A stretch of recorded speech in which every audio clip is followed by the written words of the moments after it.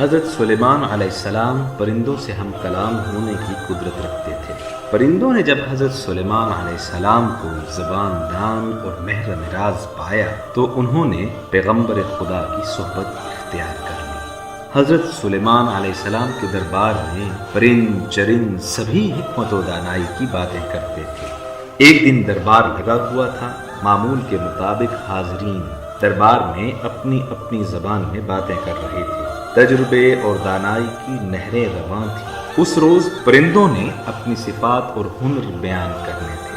آخر میں ہدہد کی باری آئی۔ اس نے کہا، اے علم و حکمت کے بادشاہ، اے نبی خدا، مجھ میں ایک خوبی ہے جو عرض کرنے کی جسارت کرتا ہوں۔ حضرت سلیمان علیہ السلام نے ارشاد فرمایا، ہاں تمہیں اجازت ہے، اپنی خوبی بیان کرو۔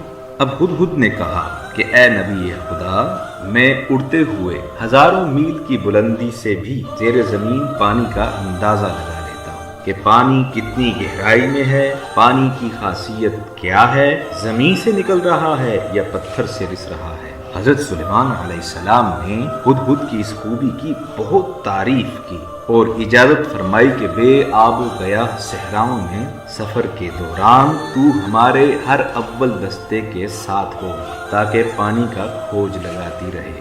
اب ہر لشکر میں سلیمان علیہ السلام کے ہر سفر میں ہدہد آپ کے ہمراہ ہوتی۔ ایک کوے نے ہدہد کو جب ہر اول دستے میں شرکت کرتے ہوئے دیکھا تو حسد کے مارے انگاروں پہ لوٹنے لگا۔ فوراً پیغمبر خدا کے سامنے آ کر کہنے لگا، حضور، اے نبی خدا، اے ہمارے بادشاہ، ہدہد نے آپ کے حضور سخت گستاخی کی ہے، جھوٹا دعویٰ کیا ہے۔ ہدہد کو اس کذب بیانی کی سزا دی جائے۔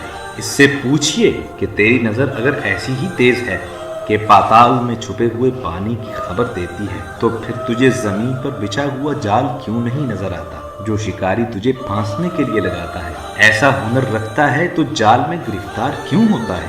آسمان کی بلندیوں سے وہ جال تجھے نظر نہیں آتا؟ اب بد کوے کی بات سن کر حضرت سلیمان علیہ السلام نے ہدہد کو بلایا اور اس سے کہا کہ دعوے کی صداقت کا ثبوت پیش کرو، یہ کوا تمہارے بارے میں یہ بات کہہ رہا ہے۔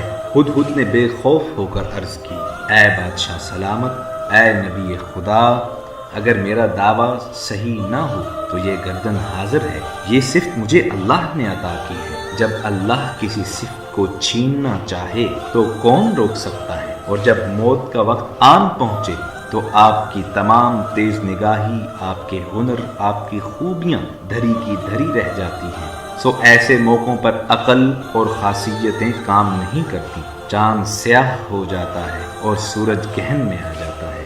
حضرت سلیمان علیہ السلام نے ارشاد فرمایا کہ ہاں، تو نے بالکل سچ کہا کہ جب اللہ کا فرمان جاری ہو جائے، قضاء و قدر کا فیصلہ آ جائے تو اس وقت انسان کی خوبیاں، انسان کی عقل، اس کے ہنر سب دھرے کے دھرے رہ جاتے ہیں۔ حضرت سلیمان علیہ السلام نے کوے کو ڈانٹا اور کہا کہ یہاں سے چلے جاؤ کہ تم نے کذب بیانی سے کام لیا۔ ہدہد نے تو بہت اعلیٰ بات کہی ہے۔